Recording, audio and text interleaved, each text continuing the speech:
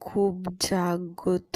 তোমরা বেশি বেশি করে শেয়ার করো, কমেন্ট করো আর সাবস্ক্রাইব করে দাও যারা আছো।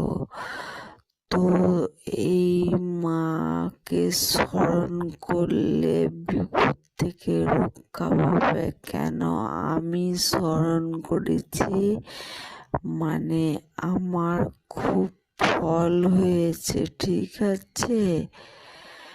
তো এই মায়ের খুব ফল পাবে। তোমরা মনে মনে ঠাকুরকে ডাকো আর সাবস্ক্রাইব করে দাও, এড়িয়ে যেও না, ঠিক আছে?